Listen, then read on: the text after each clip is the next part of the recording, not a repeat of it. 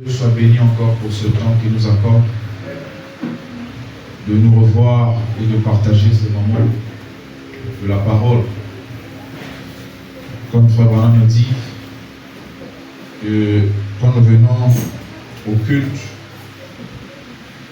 la partie la plus importante, c'est celle que nous venons de commencer maintenant, l'écoute de la parole. Et tout ce que nous faisons, c'est pour préparer ce moment. Nous chantons, nous apprêtons, c'est pour recevoir la pensée de l'Esprit pour le jour, pour le culte. Et je crois que nous sommes prêts pour cela. Toujours dans notre enseignement sur le mystère de la porte. J'avais dit au début de cet enseignement qu'il y aura beaucoup de choses qui seront faites, qui vont se passer. Il y aura beaucoup de portes qui seront fermées et il y aura beaucoup de portes qui seront ouvertes. Mais tout ce que nous déclarons, sachez que ça aura que de l'effet pour celui qui est connecté à l'esprit. Tout ce que nous déclarons a de l'effet pour celui qui est concentré, pour celui qui prend ces choses au sérieux. Et si vous venez simplement par habitude, par accoutumé, ces choses vont vous passer de travers. Vous n'allez pas recevoir en fait l'impact de ces choses. Parce que le but de chaque enseignement, de chaque prédication, c'est de rapprocher l'homme de Dieu. Et quand on est rapproché de Dieu, sachez qu'il y a des bénéfices, il y a des bénédictions. Et donc derrière chaque enseignement, derrière chaque prédication, il y a des bénédictions qui sont rattachées à cela. Et Dieu veut les déployer sur son peuple. Mais ce n'est que sur celui ou sur celle qui est réellement disposé. Est-ce que vous êtes avec moi? Amen. Et donc nous devons être disposés. Le problème, ce n'est pas de venir simplement s'asseoir, mais de venir avec une soif, être disposé. Parce qu'on peut venir, mais ne rien recevoir. Parce qu'on reçoit selon nos attentes. Et Frère Branham a prêché l'attitude et qui est Dieu. Alors nous devons toujours surveiller quelle est l'attitude avec laquelle nous venons lorsque nous sommes là pour écouter la parole. C'est par rapport à cette attitude que nous allons recevoir quelque chose. Alors nous devons sortir de ces habitudes comme nous avons enseigné, parce que le diable agit dans les habitudes et Dieu sort des habitudes. Parce que quand nous rentrons dans les habitudes, nous tuons le sacré.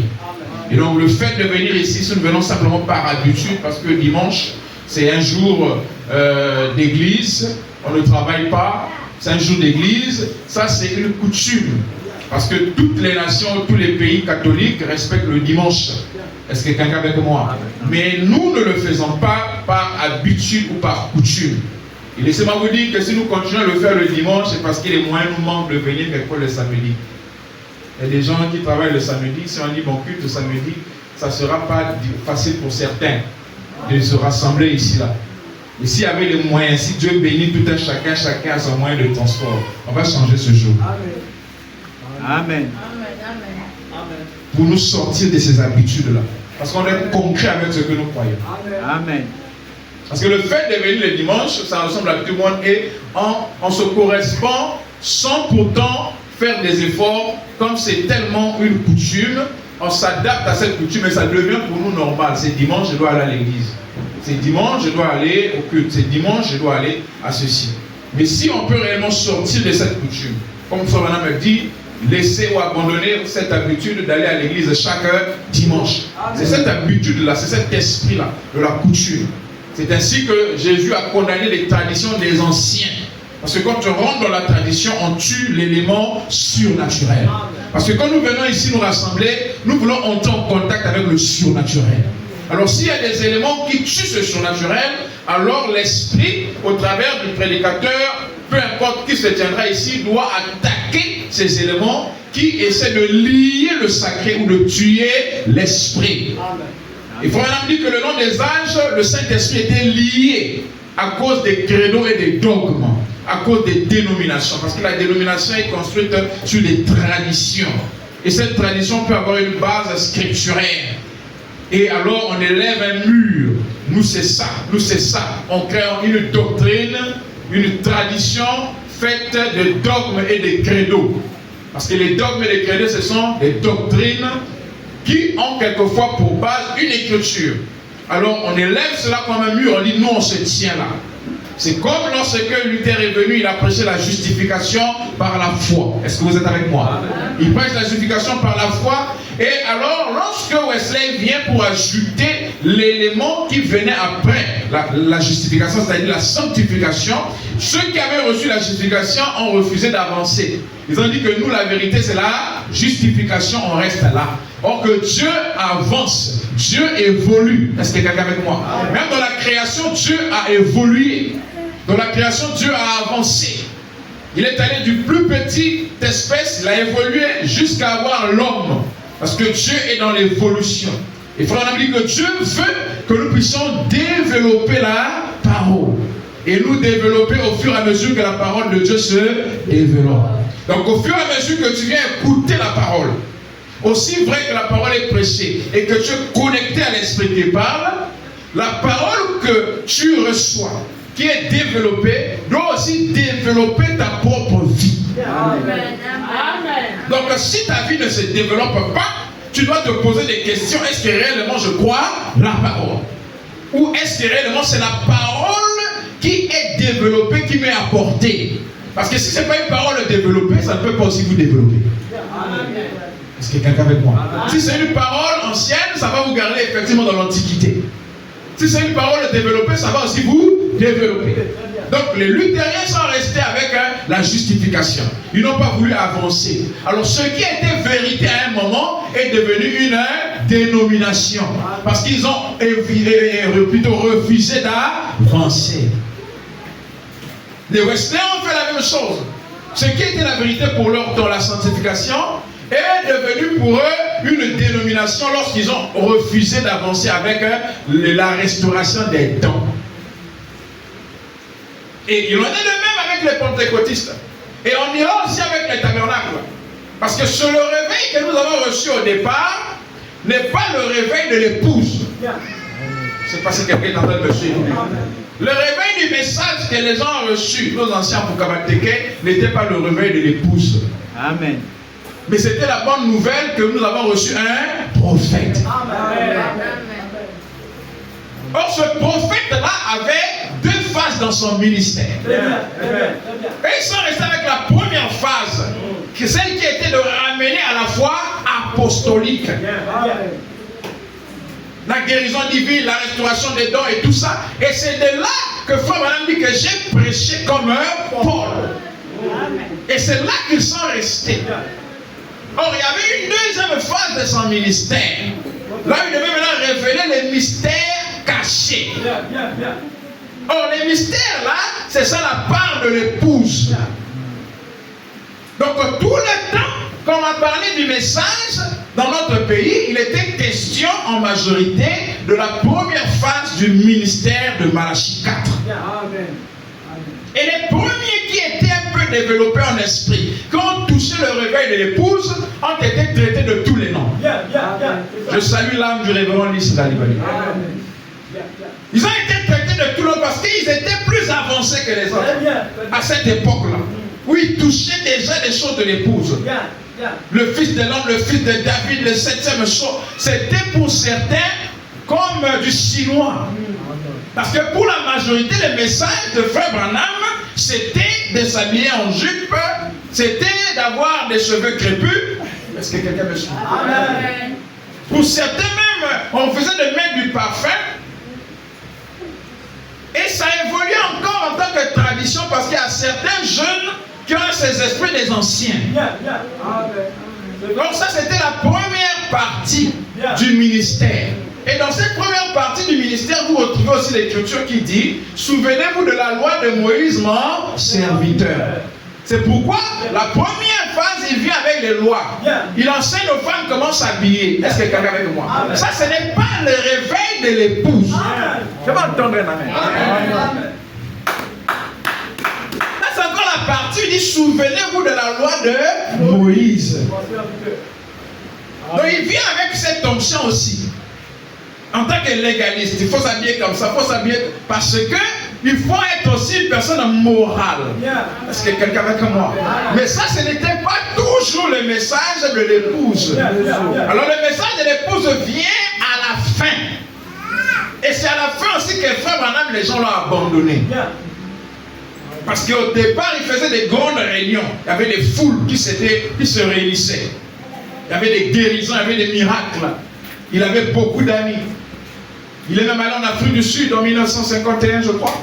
Il a fait des grandes campagnes avec des remorques, des extropiés guéris, des béquilles qui ont été laissées, des remorques, plusieurs remorques. Mais en 1965, quand il veut retourner, on le bloque les portes. Parce que là, il était rentré dans la deuxième phase de son ministère. Parce que l'enseignement fait mal à Satan. Lorsqu'il était dans les guérisons et autres, là, Satan aime le spectacle. C'est pour aller voir aujourd'hui, même à la télévision, pour attirer plus de foules. On est là, on fait des histoires, on met la main ici, on sort des histoires, on sort des... C'est ce que les gens aiment voir. Il en était de même avec Jésus quand il a commencé son ministère. Lorsqu'il était en train de multiplier les pains et les poissons, il y avait beaucoup de gens. Est-ce qu'il y a quelqu'un avec moi? Et le lendemain, ils sont encore venus. Et Jésus a répondu aux disciples, quand ils ont dit à Jésus, mais voici la foule est encore venue, ils ont faim. Jésus dit que non, ils sont venus parce que hier, ils ont mangé le pain et le poisson. Ils sont encore venus pour ça. Alors là, il est passé maintenant dans l'enseignement. Il dit, celui qui ne mange ma chair et ne boit mon sang n'a pas la vie. Là, ça commence à changer. Le nombre est parti. Moi et mon père, nous sommes un. Le nombre a encore diminué. Il dit maintenant, vous, pourquoi n'allez-vous pas comme les autres? Pierre dit, à qui d'autre irions-nous? Il n'a pas dit que c'est toi qui as des miracles. C'est passé quelqu'un. Il n'a pas dit non, c'est toi qui multiplie l'eau ou qui change l'eau en vin. C'est pas toi qui change l'eau en vin, qui multiplie les poissons, qui multiplie les pains. C'est pas ce qu'il a dit. Mais il a dit c'est toi qui as les paroles de la vie éternelle. Est-ce que quelqu'un avec moi? Donc il a remarqué que malgré la multiplication des poissons et des pains, changement d'eau en vin, tout ça, c'était bien. Mais l'essentiel, c'était les paroles. Parce que l'enseignement positionne. L'enseignement vous place là où Dieu vous a placé dans sa pensée. Amen. Vous connaissez qui vous êtes. Amen. Alors c'est là que les gens ont abandonné Jésus. C'est là aussi que madame, les gens l'ont abandonné. Quand ils commençaient à enseigner. Est-ce que quelqu'un avec moi? Amen. Et les assemblées là on enseigne réellement, il n'y a pas souvent beaucoup de gens. Amen. Les gens aiment là où ils viennent, on leur dit des prophéties. Toi je t'ai vu ceci, j'ai vu un parent qui t'a fait ça, tu as été bloqué, tu as été. Mais après quand tu as révélé tout ça, quelle est la conduite à suivre? On te laisse en suspens. Alors ça développe en toi la haine. Est-ce que quelqu'un avec moi? Et quand ça développe en toi la haine, ça te ramène encore dans le camp de l'ennemi. Parce que tu ne peux pas combattre l'ennemi avec ses propres vertus. Alors l'enseignement te place à un niveau où tu es un maître. Est-ce que quelqu'un avec moi? Et donc voilà comment le message a ces deux phases-là. Et la majorité est restée effectivement à cette première phase. Frère Branham en tant que prophète, Frère Branham a dit il faut s'habiller comme ça, il faut faire ceci, il faut faire cela. C'est sans les lois et ça devient des traditions. Mais quand on rentre dans la deuxième phase, ça c'est la phase du surnaturel. Est-ce que quelqu'un avec moi? Frère Branham a dit que parmi les réunions qu'il a eues dans son ministère, les réunions les plus surnaturelles, les plus spirituelles étaient les réunions lorsqu'il parlait sur les sceaux. Donc ça veut dire que malgré tous les miracles qui ont été accomplis dans son ministère, mais il dit les réunions là où il y a eu vraiment l'impact, c'est lorsqu'il prêchait sur les sceaux. Il y a des gens qui s'amusent de dire les mystères, c'est quoi? Nous voulons la vie. Mais la vie est dans les mystères. Parce que Dieu lui-même est un être mystérieux. Amen.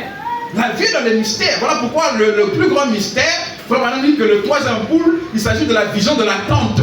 Et dans la vision de l'attente, la personne qui entre ne peut même pas expliquer ce qu'elle a vu.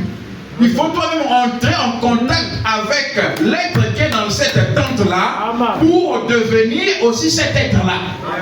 Il s'agit du contact surnaturel avec Christ lui-même. Parce qu'il n'y a pas de nouvelle naissance sans les mystères. Est-ce que quelqu'un peut dire amen? Parce que la nouvelle naissance elle-même est un grand mystère. Une expérience personnelle avec Christ. Donc les mystères c'est le domaine de l'épouse. Les mystères, c'est là où l'épouse mange. Le menu à 7 plats. Les 7 sur les 7 plats. C'est ça. L'enseignement, ça nous élève à une dimension. Est-ce qu'il y a quelqu'un avec moi? C'est pourquoi Jean lui-même, dans la vision, pour voir le livre, rien que pour voir le livre et ce qui devait se passer, on a dit Jean, non, c'est vrai que tu es monté. Dans l'Apocalypse 1, il dit je fus ravi. Mais dans l'Apocalypse 4, on lui dit pour voir la foi encore monter plus haut. Est-ce qu'il y a quelqu'un avec moi? Il faut encore monter plus haut. C'est bien. Tu as cru que Frère Branham est prophète, c'est déjà bien parce que c'est fort. Certains disent que le dernier prophète c'était Jean-Baptiste. Ça veut dire que tu as quand même monté pour croire que Frère Branham est prophète. Mais là où nous sommes, là, il faut monter encore plus haut. Est-ce que quelqu'un peut me dire amen? Il faut encore monter plus haut. Parce qu'il ne s'agit plus simplement de voir Frère Branham en tant que prophète. Parce que même ça, cette promesse est accomplie, c'est de l'histoire. Dans l'Apocalypse 10, maintenant, on annonce la venue d'un autre messager. Alléluia. Parce que lui est 7e messager. Mais Jean dit que je viens notre ange puissant. Oh, quand on parle d'un ange, un messager, ça veut dire qu'il y a un message et un nouveau âge. Je me sens bien. Et cet ange-là descend avec un autre message. Et il dit qu'il n'y a plus de temps. Il rougit comme un lion. Il a envie de livres ouverts. Ça veut dire que les secrets, les mystères ont été révélés. Et à la suite, il donne cela afin que l'ange puisse manger le livre. Est-ce qu'il y a quelqu'un avec moi? Et cet ange-là représente l'épouse entière parce que lui-même, son ministère, en tant qu'individu, est terminé. Et là, nous sommes dans les mystères en question. Ça veut dire que c'est la même onction de l'ange puissant qui est en train de se dévoiler, qui est en train de se déployer. Est-ce que vous le croyez? Même dans votre vie, il s'agit de l'ange puissant. Comme de même que Jean-Baptiste dit que je dois diminuer, que lui puisse croître, c'est la même chose que Frère Branham a fait. Frère Branham est parti, il nous a laissé avec l'ange puissant. Le messager de l'épouse, ce n'est pas Frère Branham. C'est là où on est monté plus haut, parce que ceux qui sont restés là voient encore Frère Branham. Ah, le messager du temps de la fin. Le messager du temps de la fin. Mais ici, lorsque la Odyssée termine, l'ange puissant vient mettre fin aux âges de l'église. Il devient le messager de la nouvelle alliance. Est-ce que quelqu'un avec moi? Et il utilise Frère Branham comme étant le corps terrestre pour se manifester. Et quand Frère Branham quitte, en ce moment-là, toutes les étoiles qui étaient gardées. Est-ce que quelqu'un avec moi? Parce que souvenez-vous qu'il n'y a eu que 5 étoiles pendant les âges de l'église. Or, ces 5 étoiles-là ne représentent pas seulement des messagers, mais une étoile est un fils de Dieu. Donc, ces messagers-là étaient des fils qui ont été manifestés dans les âges de l'église. Est-ce que quelqu'un me suit? Et alors, lorsque les âges de l'église terminent, toutes les autres étoiles qui étaient gardées en réserve se manifestent. Est-ce que quelqu'un avec moi? C'est pourquoi il est dit que lors de cette venue, le 7e ange est sur la terre. Sur la venue de qui? La venue de l'ange puissant. Le 7e ange, qui est la 7e étoile, termine son ministère et se révèle maintenant comme l'étoile du matin, afin de pointer la venue du soleil. Or, qu'il n'est pas simplement la seule étoile dans cette dispensation. Alors, lorsqu'il arrête de briller, il laisse d'autres étoiles qui sont des fils que vous êtes. Amen. Et c'est là où Frère Branham dit que vous êtes les messagers de ce message. Amen. Est-ce que vous comprenez ça? Amen. Les messagers de ce message. Ça veut dire que nous ne sommes pas les étoiles du soir, mais nous sommes les étoiles du matin. Amen. Amen. Est-ce que vous savez que là, les étoiles sont toujours là? Toujours. Amen. Amen. Les étoiles sont là. Les étoiles ne se couchent pas, les étoiles sont là. C'est parce que juste que pendant la nuit, le soleil ne brille pas. Et elles peuvent maintenant luire. Amen. Mais quand le soleil apparaît, elles sont toujours là. Mais la lumière du soleil les empêche de briller. Est-ce que quelqu'un avec moi? Donc quand le soleil des justes se lève en ce temps de la fin, c'est la constellation des anges. C'est-à-dire la constellation des étoiles. Amen. Amen. Amen. La nuit, c'est la venue des dieux, la venue des fils qui viennent afin de rendre la parole claire. Est-ce que quelqu'un est en train de me suivre? C'est pourquoi ça n'étonne pas celui qui était dans la nuée. Quand il m'écoute parler, même s'il n'y a pas de citation, lui, ça n'étonne pas. Parce que la parole n'est pas seulement sous forme biblique ou brochure. Est-ce que quelqu'un avec moi? La parole est inscrite dans la vie de chaque fils de Dieu. Et il faut être aussi un fils de Dieu pour comprendre la profondeur qui sort de l'autre. Est-ce que quelqu'un avec moi? Parce que c'est une profondeur qui se dégage. Et celui qui a cette même profondeur aussi reçoit la même profondeur. Parce que la profondeur appelle la profondeur. Et quand ce n'est pas la vérité, quelque chose aussi vous dira que c'est faux. Parce qu'en vous, il y a, comment on appelle cela? Oh, l'urim et le tumim. Oui, monsieur. Lumière et perfection. Donc si c'est faux, la lumière ne s'allume pas. Quand c'est vrai, il y a la lumière. Vous avez un détecteur de mensonges en vous. Amen. Alléluia. Ça détecte le mensonge. Quand c'est le mensonge, ça passe, ça va. Est-ce que quelqu'un avec moi? Et donc voilà là où nous nous trouvons en tant qu'épouse.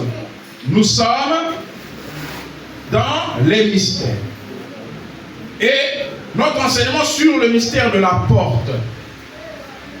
Nous avons terminé avec le péché, l'homme du péché, le dimanche. Et cet après-midi, nous allons introduire sur un autre sujet, la mort. Est-ce que quelqu'un est avec moi? Amen. La mort. C'était une belle introduction pour vous montrer qu'on monte plus haut. C'est-à-dire qu'on ne voit pas les choses comme ceux qui sont restés dans les âges. Est-ce que vous êtes avec moi? Même quand on parle de la mort, ce n'est pas la manière des âges de l'Église. Est-ce que vous êtes en train de me suivre? Et donc, la mort, pourquoi la mort? Parce que le péché dont nous avons parlé là a introduit la mort. Le péché qui est une porte a introduit la mort. La mort elle-même aussi est une porte. Donc on retrouve une porte dans une porte, une porte dans une porte, une porte dans une porte. C'est ainsi. De la même manière qu'il y a eu la grande porte qui est la parole. Après le péché s'est manifesté. C'était une porte dans une porte. On retrouve encore des portes dans des portes. Au fur et à mesure que vous avancez, vous retrouvez des portes. Le péché est une porte. Et ce péché se manifeste, nous avons montré comment ce péché s'est manifesté jusqu'à la fin avec l'homme du péché, lui qui s'assoit dans le temple de Dieu et qui se révèle au travers des credos, des dogmes et des traditions. Il faut même dire que lorsque vous vivez des traditions, des dogmes et des credos, vous mourrez. Lorsque vous essayez d'interpréter la parole à votre façon charnelle, vous mourrez. L'incrédulité tue, apporte la mort dans le corps. Or, le péché, c'est cela même l'incrédulité. Donc, nous parlons sur la mort. Nous allons introduire sur la mort. Écoutez ceci. On prend d'abord Paul, dans 1 Corinthiens 15, le verset 55 au verset 56. 1 Corinthiens chapitre 15, le verset 55 au verset 56. Oh mort! Où est ta victoire? Oh mort, où est ton aiguillon? L'aiguillon de la mort, c'est le péché. Est-ce que quelqu'un avec moi? L'aiguillon de la mort, c'est quoi? Le péché. Et la puissance du péché, c'est quoi? La loi. Amen. Est-ce que vous voyez ça? C'est pourquoi j'avais montré la loi, le péché et la mort. Amen. On a d'abord la loi. Pour avoir le péché, il faut qu'il y ait une loi quelque part. S'il n'y a pas de loi, il n'y aura pas de péché. Est-ce que quelqu'un avec moi? C'est la loi qui développe le péché. Avant qu'il y ait la loi, le peuple d'Israël commettait, adultère, faisait tout ça. Cela n'était pas puni.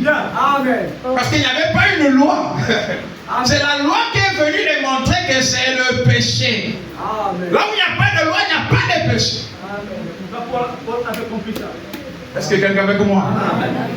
J'aime bien Paul. Il était vraiment poussé. Donc la loi développe le péché. Et le péché lui-même, c'est l'aiguillon de la mort. On va prendre par exemple l'abeille. Est-ce que quelqu'un est avec moi? Amen. C'est pourquoi je vous ai toujours dit que dans tout ce que Dieu a créé, il y avait un plan. Amen. Est-ce que quelqu'un est avec moi? Amen. Dans toute création de Dieu, il y a un message. Dieu n'a rien créé au hasard. Donc, en créant même l'abeille, Dieu a placé déjà une prophétie sur la mort. Amen. Est-ce que quelqu'un est avec moi? Amen. Parce que quand on a dit que l'aiguillon de la mort, c'est le péché, on prend l'exemple, on prend l'exemple d'une abeille. Il dit l'abeille, c'est la mort et son aiguillon, c'est ce qu'elle pique avec. Est-ce que quelqu'un est avec moi? Donc, pour qu'il puisse avoir la mort, l'aiguillon qui est le péché doit être piqué quelque part. Très bien, très bien. Et faut même dire qu'à la croix, Jésus-Christ a gardé en lui l'aiguillon de la mort, c'est-à-dire le péché. Jésus est venu régler la question du péché. Avant de régler la question de la mort, il faut d'abord régler la question du péché. Parce que le péché est venu avant la mort. C'est le péché même qui a produit la mort. La mort. Amen. Est-ce que vous êtes en train de me suivre? Amen. Je suis en train d'aller quelque part. Soyons très attentifs. Donc il dit l'aiguillon de la mort, c'est le péché. Donc le péché, qui est l'aiguillon de la mort elle-même comme une abeille, et on piquait Jésus à la croix. Jésus a pris cet aiguillon-là qui est le péché. Voilà pourquoi on a dit qu'il a porté le péché de l'humanité. Ce péché-là qui a été manifesté dans le jardin d'Éden, Jésus-Christ l'a porté. Il est devenu péché. Or, nous, le problème ici, c'est la mort. La mort qui est produite par le péché. Or, cette mort-là, Paul en parle encore. Pour vous montrer que la question de la mort n'était pas réglée à la croix. C'est fort. Hein? La question de la mort n'était pas réglée à la croix. Est-ce que cela a un sens? C'est quel évangile encore? Alors qu'on nous enseignait que Jésus a vaincu la mort, le séjour des morts et tout. Jésus a réglé la question du péché. En ayant gardé en lui l'aiguillon de la mort qui est le péché. Il a pris le péché de l'humanité. Mais la mort n'a pas été réglée totalement à la croix. Prenez votre propre Bible. Toujours avec Paul. Paul est poussé. Hein? Paul, 1 Corinthiens chapitre 15, le verset 25 à 26. Car il faut qu'il règne jusqu'à ce qu'il ait mis tous les ennemis sous ses pieds. Le dernier ennemi qui sera détruit, c'est la mort.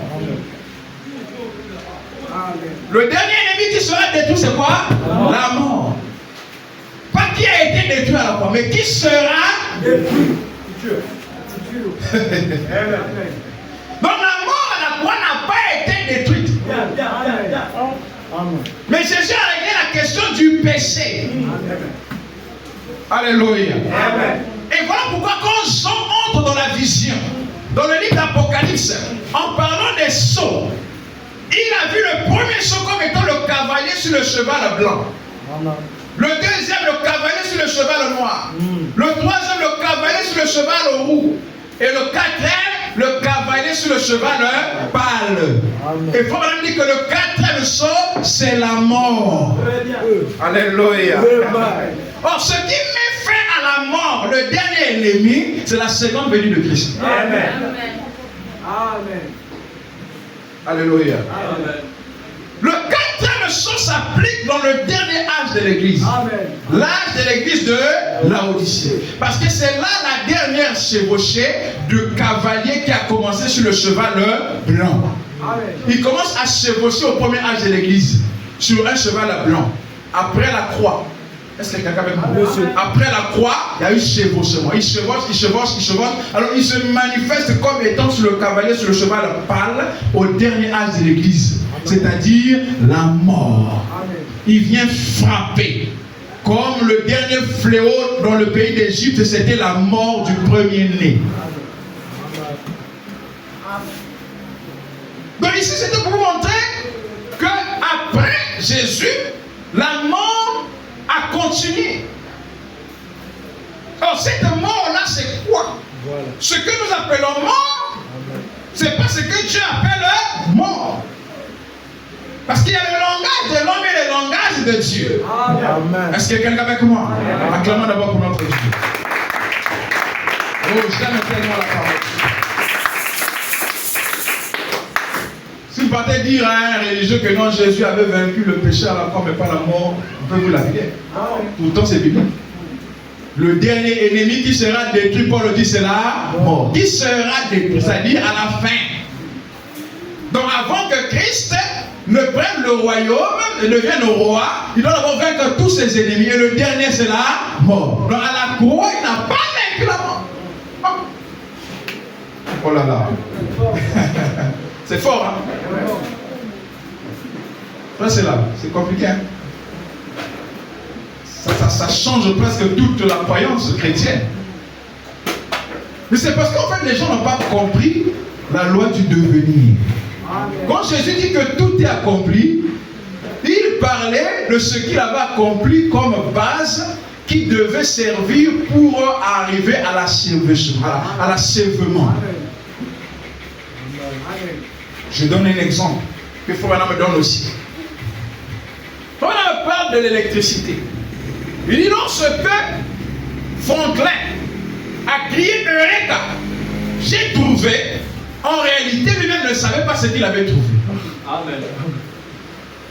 Est-ce que quelqu'un avec moi? Amen. Mais il avait trouvé en fait la base qui devait servir à Thomas Edison d'appliquer pour que nous puissions avoir l'électricité dans nos maisons. Donc Franklin a trouvé une formule qui a servi à Thomas Edison. Quand il a crié Eureka, j'ai trouvé, il avait trouvé une base, une formule. Et quand Jésus dit tout est accompli, c'est la formule qu'il avait trouvée. Est-ce que quelqu'un avec moi? La formule qui devait anéantir la mort. C'est pourquoi Paul dit avec assurance que le dernier ennemi doit être détruit, c'est la mort. Parce que la formule pour détruire la mort avait déjà été trouvée. Étant donné que l'aiguillon d'une abeille est déjà enlevé, parce que quand l'abeille vous pique, l'aiguillon reste en vous. Est-ce que quelqu'un peut comprendre? En ce moment-là, l'abeille n'est plus forte. Est-ce que quelqu'un peut comprendre? Quand une abeille vous pique, elle laisse en vous son aiguillon. Quand la mort a frappé Jésus, l'aiguillon est resté en Jésus. Le péché est resté. Et une abeille sans aiguillon n'est plus efficace. En ce moment-là, on agit maintenant dans la loi de la peur. Quand tu vois l'abeille, tu as peur. En réalité, l'abeille ne peut plus rien te faire. Amen. C'est ce qu'on appelle l'épouvantail. Est-ce que quelqu'un est avec moi? Et ce mystère de la mort-là devait être révélé au temps de la fin. De savoir que la mort n'avait plus d'aiguillon. Parce que le péché avait déjà été retranché. Ce qui fait la force de la mort, c'est le péché. Donc quand le péché est réglé, la mort n'est plus un ennemi. Mais pendant les âges de l'Église, il n'y avait pas cette vérité. Alors la mort a triomphé dans la loi de la peur. Est-ce que quelqu'un avec moi? Ils ont eu peur de la mort. Or que l'aiguillon, la force de la mort avait déjà été ôtée. Alors au temps de la fin, il y a ce qu'on appelle le mystère du pouvoir de Dieu pour transformer. Parce que Dieu a un pouvoir pour transformer. Quand Jésus a reçu en lui l'aiguillon, qui est le péché, cela a été transformé. Est-ce que quelqu'un avec moi? Amen. De la même manière, lorsque vous prenez les comprimés, sachez que ce sont des poisons qui rentrent en vous pour combattre d'autres poisons. Parce qu'il faut quelque chose de la même nature pour combattre la même chose. Amen. Donc quand le péché entre, le péché est transformé. Est-ce que quelqu'un avec moi? Parce que le péché n'est que le contraire de la chose réelle et vraie. cela est transformé. Et de la même façon aussi, la mort à la fin qui a été vue comme un ennemi doit être transformée en ami. Amen. Je ne sais pas si quelqu'un est en train de me suivre. Lisons d'abord ça, pour comprendre c'est quoi la mort, avant d'aller plus loin. Je suis en train de dire plusieurs choses à la fois. Comme introduction, nous allons développer cela au fur et à mesure. Je vais reçu moi-même la vidéo et je prendrai tout ce que nous avons dit sans expliquer et prendre cela avec plus de détails. Est-ce que vous êtes en train de me suivre? Amen. Écoutez ceci dans la prédication, le pardon. Paragraphe 28. Oh là là, je n'ai pas pris le paragraphe ici. Il est prêché le 28 octobre 1963. Le pardon. Quand nous mourrons de ce côté-ci, ça ne veut pas dire, notre mort physique ne veut pas dire que nous sommes morts. Est-ce que quelqu'un est en train de le suivre? On s'aimerait que vous soyez avec moi. Amen. Notre mort physique ne veut pas dire que nous sommes morts. Amen. Donc on doit changer aussi de conception, Amen. de langage, notre façon de voir. Amen. Notre mort physique ne veut pas dire que nous sommes morts. Jésus a dit, celui qui croit en moi vivra, quand même il sera mort. Quiconque vit et croit en moi ne mourra jamais. Or, cette mort dont il est question ici, c'est la séparation d'avec la présence de Dieu. Amen. La mort qui a frappé Adam et Ève, c'était la séparation avec la présence de Dieu. Est-ce que quelqu'un avec moi? Amen. Le jour où vous en mangerez, vous mourrez. C'est-à-dire le jour où vous allez pécher, vous allez sortir de ma présence. Amen. C'était ça. Le jour là, c'était une période de 1000 ans. Donc Adam a vécu pendant ce jour, il est mort pendant ce jour. Il n'a pas pu achever le jour parce que c'était 1000 ans. Il a vécu 930 et quelques ans, je crois. Donc ici, il n'a pas achevé son jour. Il est mort pendant ce jour. Le même jour là, il a péché, il est mort. C'est-à-dire qu'il est sorti de la présence de Dieu. Et il étant sorti de la présence de Dieu, qui est la véritable mort, quand une âme n'est plus dans la présence de Dieu, elle ne peut pas vivre éternellement. Alors le corps qui porte cette âme-là ne peut pas aussi vivre éternellement. Amen. Donc la mort physique est la conséquence de la mort spirituelle. Amen. Amen. Amen. Oh, je ne sais pas si quelqu'un avec moi. Amen. Et d'ailleurs, j'aimerais même vous dire que Adam n'avait pas été créé physiquement pour vivre éternellement. Amen. Amen. Adam n'a pas été créé physiquement pour vivre éternellement. Sinon, le plan de Dieu ne veut pas s'exécuter. Amen. Son corps avait été créé pour mourir. Amen. Donc voilà pourquoi quand on parle de la mort, c'est pas d'abord la séparation de l'âme avec le corps. C'est la séparation de l'âme de la présence de Dieu. Est-ce que quelqu'un avec moi? Amen. Donc il y a deux types de mort. La mort spirituelle, qui est ça même la véritable mort. Amen. La véritable mort, c'est la mort spirituelle. Amen. Qui vous sort votre âme de la présence de Dieu. Amen. Et maintenant, ce que l'homme appelle mort là, c'est la mort physique, qui est la séparation de l'âme avec le corps. C'est quelqu'un avec moi? Amen. Donc il s'agit toujours de séparation. Or la mort physique n'est qu'une conséquence de la véritable mort. Or Jésus est venu régler le péché parce que c'est le péché qui avait sorti l'homme de la présence de Dieu. Oh, alléluia, c'est parce qu'il y avait quand même. Le péché avait sorti l'homme de la présence de Dieu. Voilà pourquoi il fallait régler la question du péché. Amen. Une fois que la question du péché est réglée, alors la mort devait elle-même se transformer en un ami. Oh my. Quelle mort? La mort physique devait se transformer en un ami. Et même la mort spirituelle devait être transformée. C'est-à-dire, on quitte là où le péché nous a plongé et on retourne dans la présence de Dieu. C'est une transformation. C'est-à-dire, allons d'un état à un autre.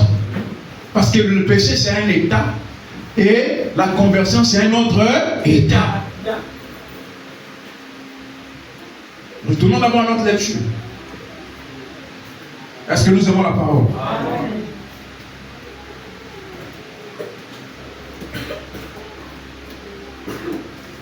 Pour y continue en disant.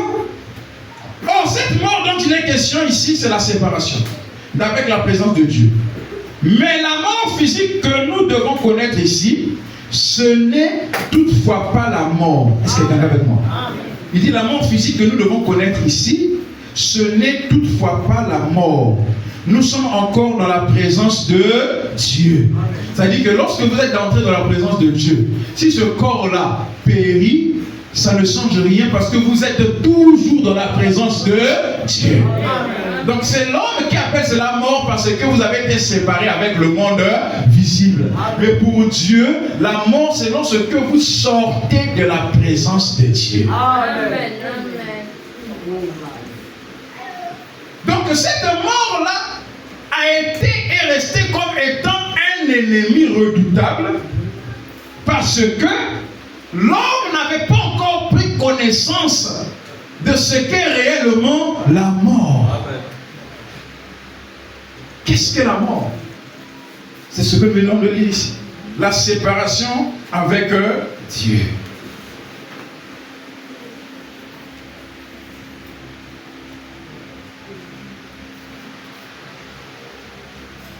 Nous sommes encore dans la présence de Dieu. Nous passons de cet endroit-ci à un endroit plus proche de lui, dans sa présence. Ce que nous appelons la mort, ce n'est pas la mort telle que nous l'appelons ici.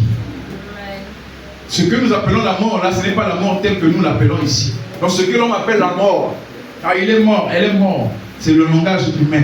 Mais quand Dieu regarde, si de ton vivant, tu étais déjà dans la présence de Dieu, quand tu quittes ce corps, pour Dieu, il n'y a pas eu mort.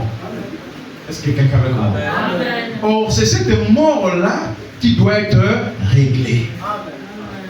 Parce qu'une fois que cette mort-là est réglée, une fois que l'homme retourne dans la présence de Dieu, alors, étant donné qu'il a été créé pour vivre sur la terre, Dieu, dans l'obligation, selon ses lois, voilà pourquoi on parle d'un corps physique glorifié. Parce que depuis Adam jusqu'à la fin, en dehors de Jésus, toute personne ayant pris contact avec ce corps de chair-là est soumis à une loi. Poussière, tu retournes à la poussière. Amen. C'est de cette mort-là souvent que l'Église s'attaque. En ignorant que cette mort-là n'est que la conséquence de la véritable mort qui est la séparation de l'âme de la présence de Dieu. Amen. Et le quatrième chevauchement, ce cavalier sur le cheval pâle, quand il vient dans l'âge de la Odyssée qu'on appelle la mort, cette mort-là c'est la mort spirituelle. C'est pourquoi il y a des credos, il y a des dogmes et tout ça. C'est pour que l'Église puisse être dans une mort. Amen. Il faut dire que dès que vous acceptez une dénomination, c'est là que vous mourrez. Amen. Et dès que vous acceptez de mettre un homme à la place du Saint-Esprit pour vous confirmer la parole de Dieu, vous mourrez. Amen. À l'instant. C'est la mort spirituelle. C'est-à-dire que vous êtes séparés avec Dieu. Si on comprend bien la mort, comme je suis en train de l'enseigner, vous comprendrez alors pourquoi Paul a dit, quand il dit que nous ne mourrons pas tous. Amen. Amen. Est-ce que quelqu'un avec moi? Parce que de la manière qu'ils ont compris la mort et l'ont appliquée à la mort physique, quand Paul dit que nous ne mourrons pas tous, il pense qu'il y a des gens sur la terre physiquement qui ne vont pas mourir. Or que c'est faux. Sinon Dieu doit changer sa loi du commencement. Aucune loi des dieux de la Genèse n'a été changée. Montrez-moi une seule loi qui a été changée dans la Genèse. Dans toute la Bible. Que la loi de la Genèse a été modifiée après la croix parce que Jésus est mon nom. Ce qui a été prononcé à la croix, ce qui a été prononcé plutôt dans le livre de la Genèse, va jusqu'au tour de la fin, c'est-à-dire la mort, le retour de ce corps qui a été tiré de la terre, retourné à la poussière. Là, c'est une loi de Dieu et elle s'accomplit à tout temps. Amen. Amen. En dehors du cas de Jésus, parce que lui d'abord n'est n'est pas né comme toi et moi. Donc quand on compare les humains, lui, il faut le mettre à part. Vous m'entendez, amen? Il ne faut pas le comparer. Oh non, voilà, non. À un certain niveau de vie, parce qu'il a touché le sol, la terre, et puis il a vécu en tant qu'homme, il peut avoir quelques comparaisons. Mais sur la naissance, lui, c'est immaculée conception. Amen. Est-ce que je peux entendre un gros amen? On va avoir des bases. Quand un aigle monte plus haut, il voit bien clair en bas encore. Ça, c'est la base. Jésus, c'est une naissance virginale, immaculée, conception différente de tous les humains. Amen. Donc quand on parle de la mort, on ne va pas prendre Jésus pour exemple. Même quand on parle de l'enlèvement, ne le prenez pas pour exemple. Amen. Oh, Jésus a été enlevé avec son propre corps, mais toi tu n'es pas né comme Jésus. Amen. Lui, son corps est né de la parole, il venait de la colonne de feu. Et quand il est mort, ressuscité, ce corps est retourné dans la colonne de feu. Amen. Est-ce que quelqu'un avec moi? Amen. Il s'est transformé parce que Dieu a le pouvoir de transformer. Alors cette loi-là va jusqu'à la fin. Comme Paul dit, nous n'en mourrons pas tous si on comprend bien ce que nous sommes en train de présenter ici, la mort comme étant la séparation de l'âme avec Dieu. Comme Paul dit, nous ne mourrons pas tous, nous comprenons alors qu'il ne s'agit pas de la mort physique, mais de la mort spirituelle. Nous ne mourrons pas tous. Lesquels ne meurent pas selon le contexte de la mort spirituelle, il s'agit de ceux qui vivent au temps de la fin, c'est-à-dire le dernier âge. Parce que Frère m'a dit que parmi les 7 âges, les 6 premiers âges, c'est l'âge des morts en Christ. Amen. Les 6 premiers âges, c'est l'âge des morts en Christ. Ça veut dire quoi? Lorsqu'ils quittaient leur corps, ils n'allaient pas directement dans la présence de Dieu. Amen. Oh là là. Amen. Ils n'allaient pas directement dans la présence de Dieu. Amen. Ils allaient dans la 6e dimension, Amen. qui est la dimension des âmes sous l'autel de Dieu. Amen. Et là, sous l'autel, il y a des âmes qui crient jusqu'à quand? Parce qu'ils veulent entrer dans la présence de Dieu. Amen. Est-ce que c'est clair? Amen. Oh, Paul faisait partie des morts en Christ parce qu'il était dans le premier âge. Amen. Mais nous ne mourrons pas tous. Ceux qui ne meurent pas là, c'est ceux du dernier âge qui vont directement dans la présence de Dieu. Amen. Ceux-là ne meurent pas. Est-ce que nous en faisons partie? Amen. C'est pourquoi aujourd'hui, quand je quitte ce corps de chair, je ne vais pas attendre Jésus quelque part. Non. Amen. Là, je suis déjà dans sa présence. Mon âme est dans sa présence. Je n'ai pas besoin de le voir avec mes yeux. Ma foi le témoigne. Amen. Amen. Alléluia. Amen. Heureux ceux qui ont cru sans avoir vu. Amen. Je suis dans la présence de Christ. Et quand je quitte ce corps, je suis toujours dans sa présence. Amen. Je ne vais pas dans sa présence. Je le suis déjà. Le 7e âge ne passe pas par la mort, mais par la translation. Amen. Alléluia. Amen. La translation. Amen. Directement dans la présence de Dieu. Amen. Voilà l'interprétation. Comme Paul dit, nous ne mourrons pas tous. Amen. Selon les âges, il voyait le 7e messager lui-même d'abord. Or, le 7e messager ne faisait que représenter son groupe. Donc, le 7e messager et son groupe ne passent pas par la mort. Amen. Alléluia. Amen. Mais par une translation. C'est écrit. Amen. C'est là où, comme les gens n'ont pas compris la mort, quand on leur présente cette citation-là, que Élie était le type du 7e messager avec son groupe, qui ne verront pas la mort, qui seront translatés. Alors, ça complique, parce qu'ils voient Frère Branham est mort physiquement. Parce que eux, pour eux, la mort, c'est physique. Et comme ils attendent un enlèvement physique selon eux, à leur façon, de ce corps physique-là qui doit se transformer. Est-ce que quelqu'un avec moi? La seule transformation de ce corps, c'est de tel qu'il est à la poussière. Amen. Il ne va pas se transformer en quelque chose de glorieux. Non, non, non, non. Il se transforme pour devenir la poussière d'où il a été tiré. Parce que la loi de la destination, c'est l'origine. Je n'ai pas entendu un amen. La loi de la destination, c'est l'origine. Vous allez là où vous avez déjà été. Donc si ce corps-là n'a pas été la parole pour commencer, en ce moment, ça ne peut pas retourner à la parole. Alléluia. Nous croyons tous que la terre a été créée par la parole de Dieu. Nous disons Amen. Alors si ce corps a été tiré de la terre, alors ce corps doit retourner à la terre. C'est le seul processus. Donc Paul a dit, nous ne mourrons pas tous. Nous, en tant que messagers, lui jusqu'à Wesley, mort en Christ. Mais le 7e ne meurt pas. Les 6 représentaient aussi leur groupe. Le 7e représentait aussi son groupe. Physiquement parlant, il est mort. Mais la mort dont Paul parlait n'était pas la mort physique, mais la mort spirituelle.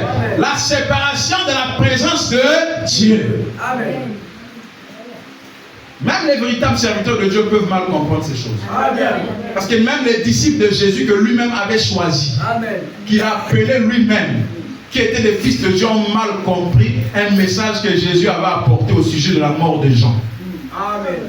Amen. Amen. On lui a posé la question, mais maître, qu'arrivera-t-il à celui qui pose sa tête sur ta poitrine? On parlait de Jean, parce qu'il était le disciple que Jésus aimait le plus. Jésus dit, qu'est-ce que ça vous regarde s'il vivait jusqu'à mon retour? Alors la Bible dit que le bruit a parcouru que Jean n'allait jamais mourir. Est-ce que quelqu'un avec moi? Amen. Le bruit a parcouru, Jean là ne mourra jamais. C'est pas ce que Jésus avait dit. Est-ce que quelqu'un avec moi? Il avait dit qu'il resterait vivant jusqu'à mon retour. Amen. Et frère Madame dit que Jean a vu le retour de Jésus dans la vision. Amen. Amen. Alléluia. Amen. Jean a vu le retour de Jésus dans la vision. Amen. Et frère dit que le livre d'Apocalypse est le seul livre que Jésus lui-même a écrit au travers de Jean. Amen. Est-ce que quelqu'un avec moi? Amen. Parce que celui qui était en train de chevaucher les âges de l'église, là, c'était la personne de Christ. Amen. Mais pas avec le même visage de Galilée. Amen. Est-ce que quelqu'un avec moi? Amen. Sinon Jean allait le reconnaître. Amen. Jean n'a pas dit que j'ai vu le maître. Il dit que j'ai vu un homme semblable à un fils de l'homme. Est-ce que quelqu'un avec moi? Amen. Un homme semblable à un prophète. C'est-à-dire que dans les âges de l'église, il prenait le visage des messagers. Amen. Alléluia.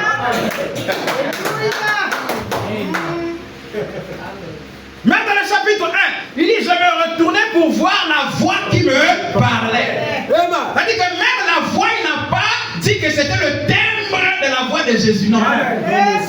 Il n'a pas reconnu Jésus, même la voix avait changé. Alléluia. Parce que le long des âges, la voix de Jésus change. Au premier âge, il prend la voix de Paul. Au deuxième âge, la voix d'Irénée. Au dernier âge, la voix de William. Alléluia. Et quand les âges terminent, quand il parle au travers de l'épouse, les fils de Dieu manifestés, ils prennent leur voix. C'est ce qu'on appelle la voix des grandes eaux. Amen. Et cette voix-là parle. Et Jésus pouvait dire, mes brebis entendent ma voix et me suivent. C'est-à-dire que les brebis là de Christ, pas les brebis des pasteurs. Amen. Alléluia. Parce que quand les âges de l'église se terminent, la loi de la bergerie s'effondre. Parce que quelqu'un avec moi, on rentre dans la loi du disciple-là. Amen. Est-ce que quelqu'un avec moi? Il dit, les brebis entendent ma voix et me suivent. Elle dit que les brebis reconnaissent la voix de Dieu. Amen. C'est pourquoi la voix de Dieu a eu l'inspiration de dire la voix de Dieu enregistrée. On ne parle pas du timbre vocal. Est-ce que quelqu'un avec moi? C'est là aussi les branhamistes ont failli. Parce que lorsqu'ils parlent de la voix du 7e ange, ils pensent que c'est le timbre vocal de frère Branham. Est-ce que quelqu'un avec moi? Or, la voix du 7e ange, Jean l'avait écouté même avant que le 7e ange se manifeste sur la terre. Ce n'est pas un timbre vocal. Est-ce que quelqu'un avec moi? C'est une énergie qui se dégage. Alléluia. C'est une énergie qui se dégage. Voilà pourquoi on dit qu'il rougit avec une grande voix. C'est-à-dire que comme on rougit un lion. Cette voix-là, c'est une puissance. Alléluia. La voix des tonnerres. C'est une puissance. Ce n'est pas un terme vocal. C'est une puissance. C'est une énergie. Et cette énergie-là identifie une nature selon un attribut divin. Parce que quand il est agneau, c'est une voix. Quand il est lion, c'est une autre voix. Est-ce que quelqu'un avec moi? Tout ça, c'est la voix de Dieu. Selon les âges, selon les dispensations. Et donc cet ennemi-là, la mort, c'est la mort spirituelle d'abord.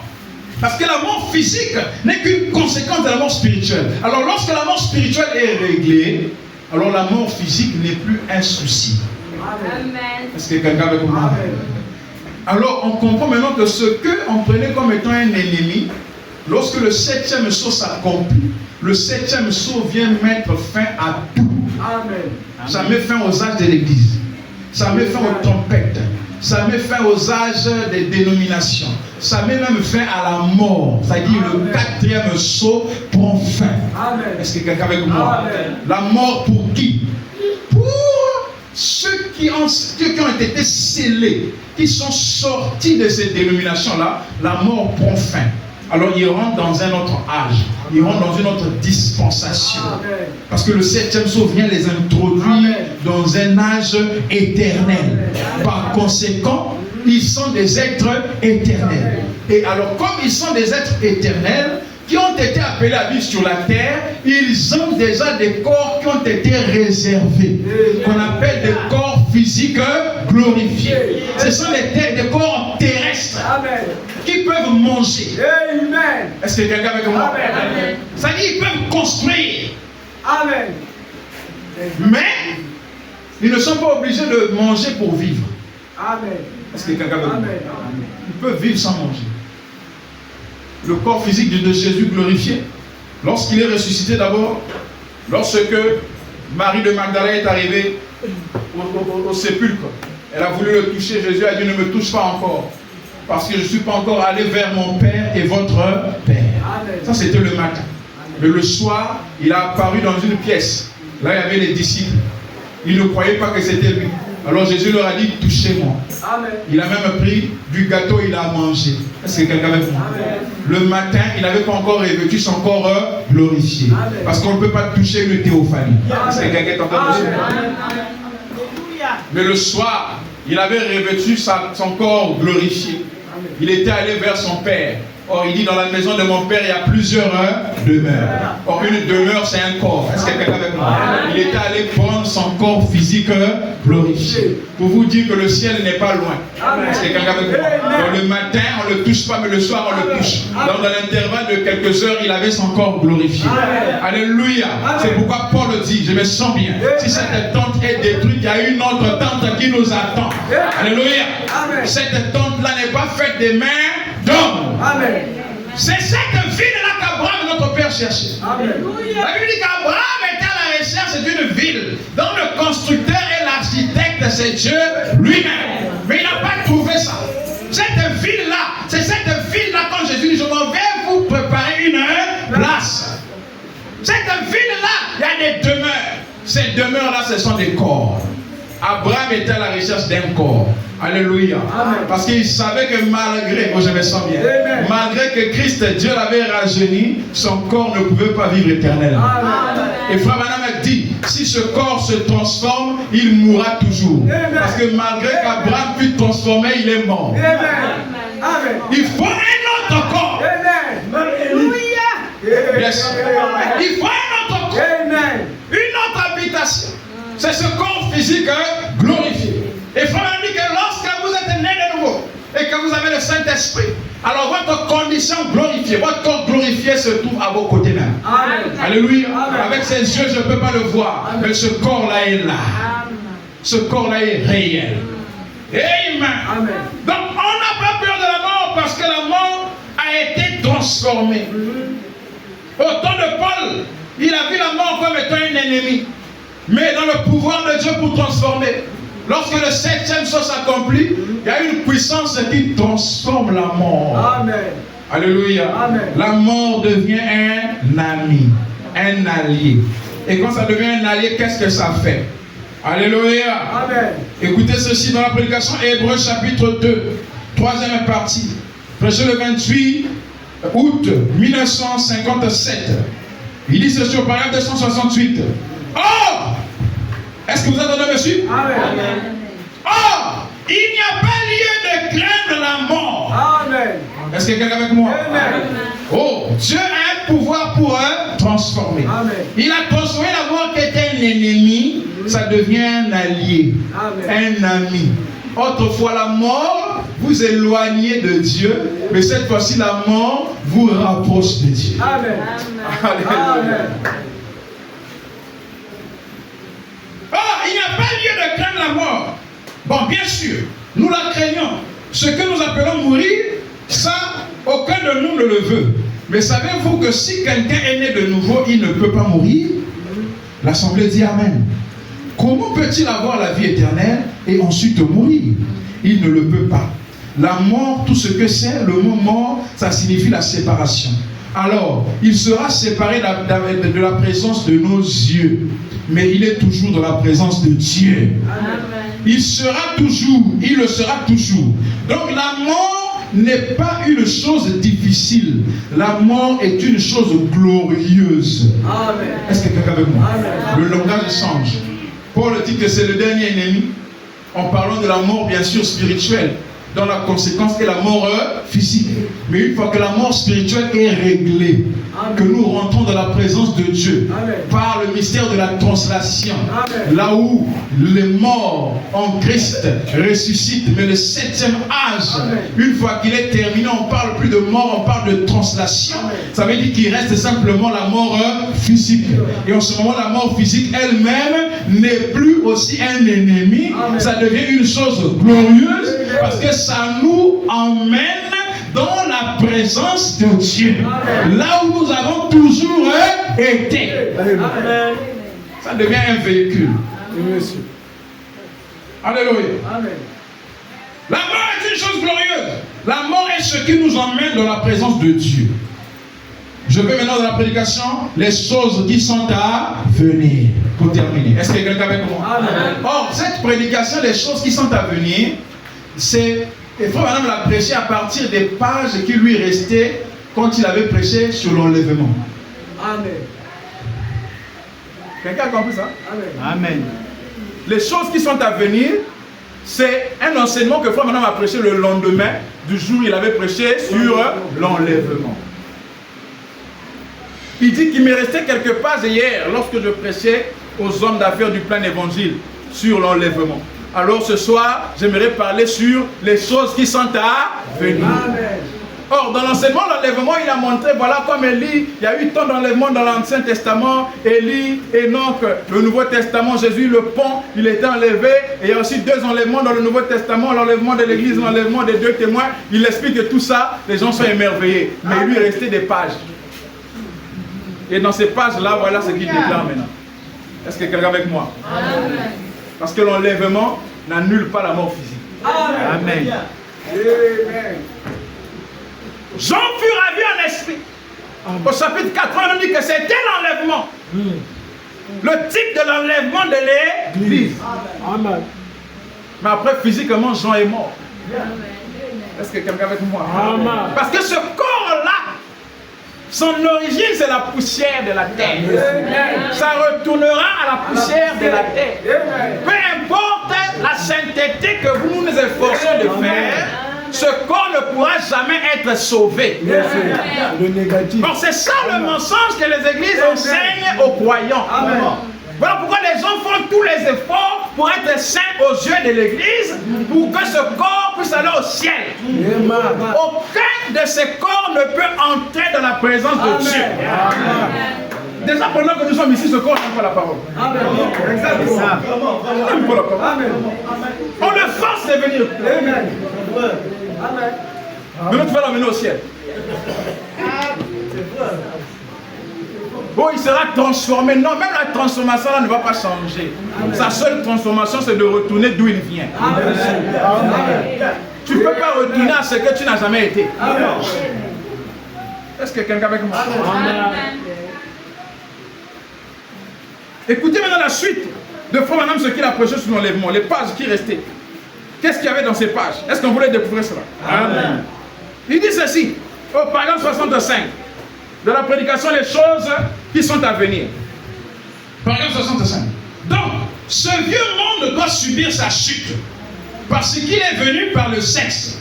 Il est venu par la désobéissance au commencement. Amen. Et nous sommes nés ici par le sexe à cause de la chute. Amen. Est-ce que quelqu'un avec moi? Amen. On est venu au monde par le sexe à cause de la chute. Donc s'il y a quelqu'un qui n'est pas venu par ce canal, alors il peut croire que ce corps peut aller au ciel. Mais s'il est venu par ce canal-là, il ne faut même pas y croire. À cause de la chute. Et il doit de même se diriger tout droit vers la chute. Amen. Ce corps-là doit aller dans la chute. Amen.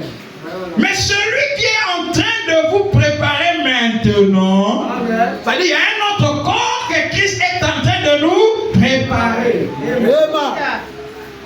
peut pas tomber. Amen. Parce qu'il le fait en conséquence. Amen. Je suis allé, point. Il veut laisser les couches, je suis allé vous préparer une place. Qu'en serait-il s'il fallait que nous restions dans ce genre de corps? Amen. N'êtes-vous pas heureux que la mort existe? Amen. Oh man. C'est quel enseignement bizarre comme ça. Hein? Un enseignement bizarre que les gens aiment la mort alors que partout les gens chassent l'homme de la mort. Oui, on le chasse parce que il vient, ce n'est pas encore son temps. Est-ce qu'il y a quelqu'un avec moi? Parce que nous savons ce que Dieu a dit sur nous. Dans le livre d'Ésaïe, nous qui croyons que tout est accompli, Dieu nous donne la norme. Est-ce que quelqu'un avec moi? Il dit qu'on doit jouir de nos jours sur la terre. Il dit le pécheur qui mourra à l'âge de 100 ans sera maudit. Amen. Longue vie à vous. Amen. Malgré la longue vie, la mort sera toujours là.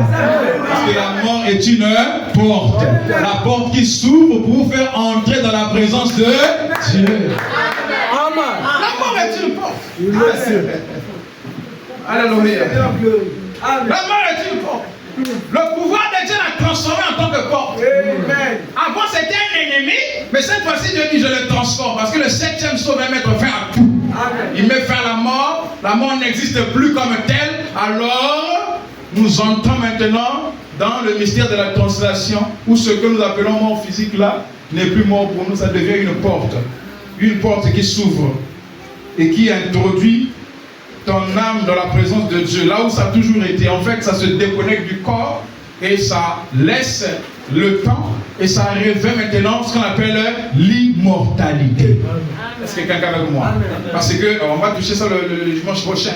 Et est-ce que les gens confondent entre l'immortalité et l'incorruptibilité? Est-ce que quelqu'un avec moi? Il dit je suis content. Non, je ne saute pas. N'êtes-vous pas heureux que la mort existe? L'assemblée dit Amen. Amen. Oh, je ne savais même pas que Frère aussi a dit c'est étrange, n'est-ce pas? Amen. Mais bon, disons par exemple, il y a quelques années, j'étais un petit garçon et maintenant je suis un homme d'âge mûr. J'ai un ami assis juste là, Monsieur Dodge, qui a eu 93 ans il y a quelques jours. Regardez-le maintenant, dans 4 ou 45 ans, ce serait moi. Maintenant, rajoutez-lui encore 40 ans, vous iriez où? Il dit là, je suis content qu'il y ait quelque chose pour nous faire sortir de cette maison de pestiférés. Amen. Amen. Pestiférés, un synonyme qu'on peut donner encore, c'est quoi? Des insectes. Hein? Amen. Pestiférés, une maison de pestiférés. Il y a une porte ouverte. Amen. Et elle s'appelle la mort. Amen. Amen. Le mystère de la porte. La mort étant une porte. Amen. Jésus se tient à cette porte. Amen. C'est fort, hein? Amen. Je m'envolais au Papa. Avec la conception pentecôtiste, on pense que non, on va quitter alors on s'envole. Est-ce que quelqu'un avec moi? Amen. Or que même en anglais, on chante quoi? I fly away, oh glory. I fly away when I die. Exactement. Hein? Elle dit quand je meurs, quand je mourrai. When I die. Quand je mourrai. Et regardez même les couplets. Ceux qui ont chanté ça n'avaient pas la même conception que ceux qui chantent ça aujourd'hui. Comme un oiseau libéré de prison. L'oiseau, c'est l'âme qui est libérée de la prison. Amen. C'est une maison de pestiférés. C'est une prison. Oui, monsieur, une prison.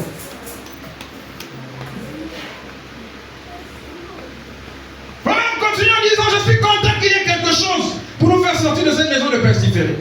Il y a une porte ouverte et elle s'appelle la mort. Jésus se tient à cette porte. Amen. Il me guidera pour traverser le fleuve. Amen. Alléluia. Amen. Comme il avait guidé Élie Amen. pour traverser le fleuve Jourdain. Or, le Jourdain, c'est la mort. Est-ce que quelqu'un avec moi? Savez-vous qu'Élie était mort? Amen. Est-ce que quelqu'un avec moi? Amen. Et après, Élisée l'a vu monter en vision. Amen. Voilà.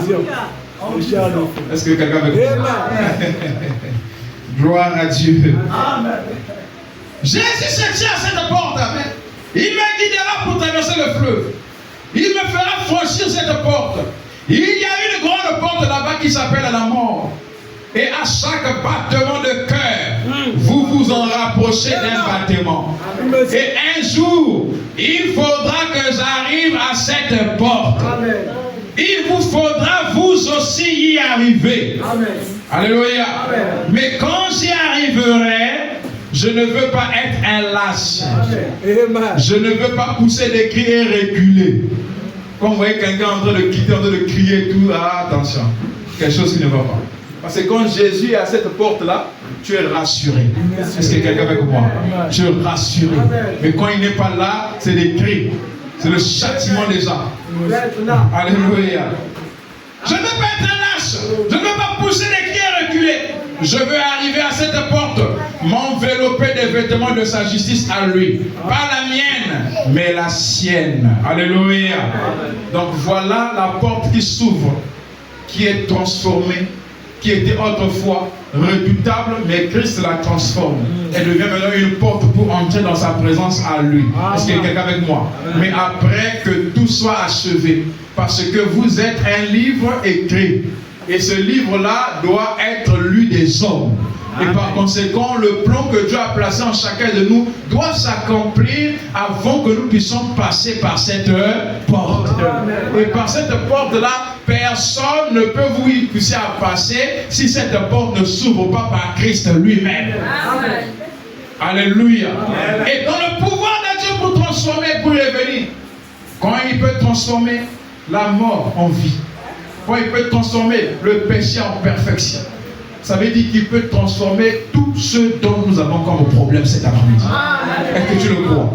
Il a le pouvoir de la transformation, capable de transformer la maladie en bonne santé, capable de transformer la pauvreté en richesse. Il est capable de transformer parce qu'il a en lui la puissance de Dieu pour transformer. Il transforme tout. Le bâton d'Aaron qui était sec dans le lieu très saint a fleuri. C'était une transformation. Alléluia. Même si tu n'as pas de fruits dignes de l'évangile, quand tu entres dans sa présence, il te transforme. Tu commences à donner des fruits. Parce que lui, il a une vie. Et cette vie-là, ça transforme. C'est pourquoi il dit que le désert donnera de l'herbe. Le désert produira de l'eau. Il y aura une source. Parce qu'il a la puissance qui transforme. Et si cette puissance est en nous cet après-midi, je peux dire en levant la main, Seigneur, transforme-moi. Seigneur, transforme ma vie. Seigneur, transforme mes affaires. Transforme mes activités. Transforme mes entreprises. Transforme tout ce que j'ai. Parce que tu as le pouvoir pour transformer. Alléluia. Nous allons nous lever dans la prière pendant que nous allons chanter ce cantique. L'ange puissant qui est descendu.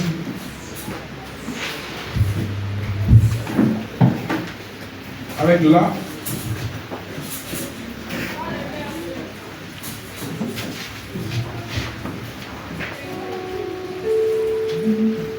L'ange puissant qui est descendu a mené les sept tours de l'ange.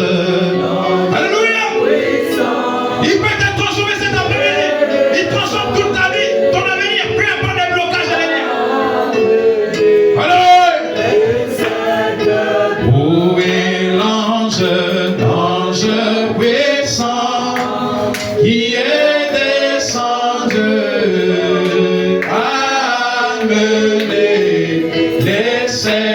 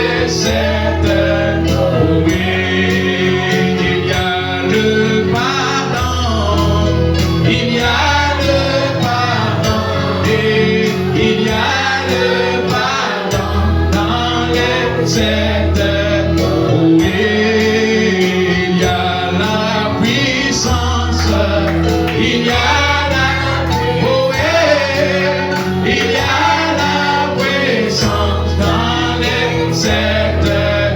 Oui, l'ange puissant, lui qui est descendu à m'aider.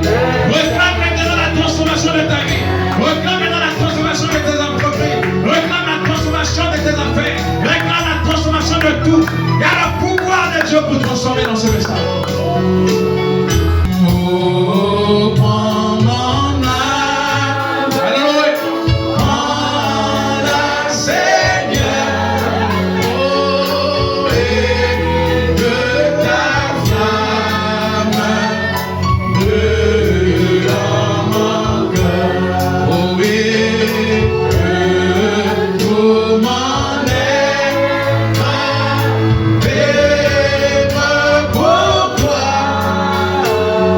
Sois seulement maître, oh Dieu, oh et source de vie, source de vie,